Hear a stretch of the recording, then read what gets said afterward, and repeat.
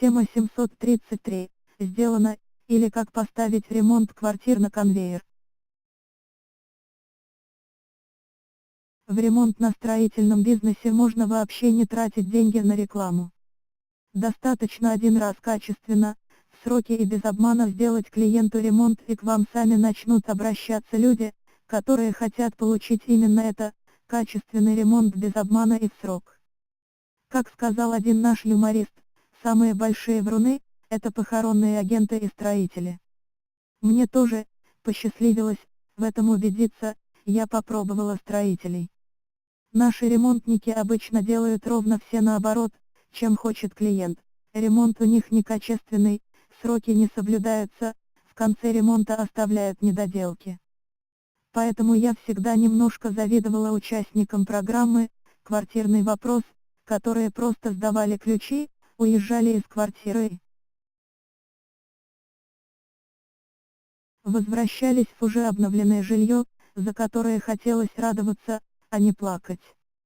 В Москве в прошлом году открылась одна ремонтно-строительная фирма, одним из девизов которой стало обещание сделать ремонт под ключ и в оговоренный заранее срок. Это сервис сделано Понтару. Правда, у нее свои ограничения. 1. Она предлагает только два стиля дизайна, Стокгольм и Париж. Можно вносить небольшие изменения, но не во всем. Можно добавлять заранее подготовленные опции. Например, установка бойлера, замена радиаторов или теплый пол в ванной, они будут оплачиваться в дополнение к уже просчитанной смете. 2. В ремонт берутся только типовые жилплощади, какие, не знаю. Потому что у компании все просчитано именно под типовые квартиры. Хотя на днях, в своей группе ВКонтакте, в .com бар раздела Нагуйон Байоручи и Рапарентесис компания заявила, что она готова взяться за все квартиры, построенные после 1960 года. 3. Платить нужно сразу 100% оплаты.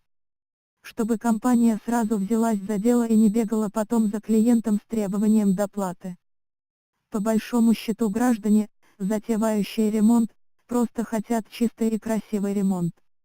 И им достаточно того, что предложит грамотная и опытная в дизайне и ремонте компания. Поэтому клиенты компании особенно и не парятся. У них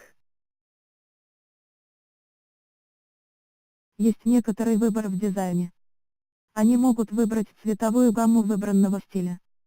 У стиля Стокгольм можно выбрать белую или голую цветовую гамму. У стиля Париж – светлую или темную гамму. В большинстве случаев этого будет достаточно для удовлетворения вкусов людей, я бы выбрала темную гамму Парижа.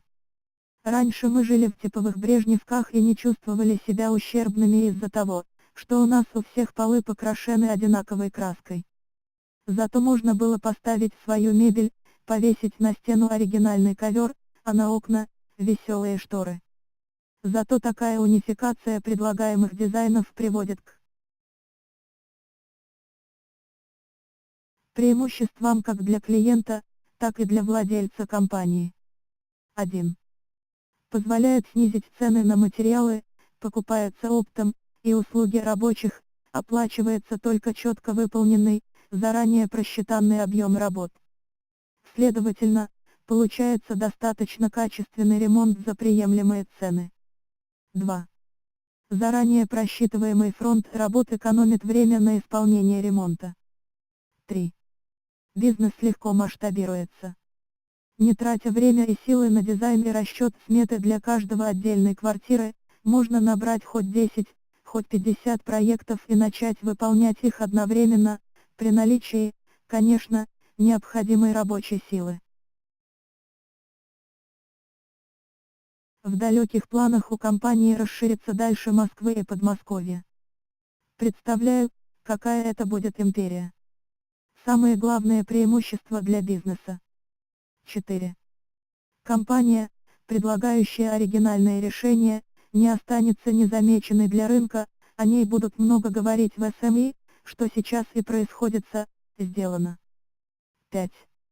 Один из важнейших факторов для успеха компании – доверие к ней со стороны людей. Пока такая компания, как «Сделано», остается у всех на виду, клиент будет спокойно доверять ей свои деньги. А это значит, приводить ей все новых клиентов. Эта идея не столько о компании «Сделано» и ее революционном подходе к ремонту квартир, сколько о том, как можно иногда посмотреть на традиционный бизнес под иным углом зрения, и в результате получить более перспективный бизнес.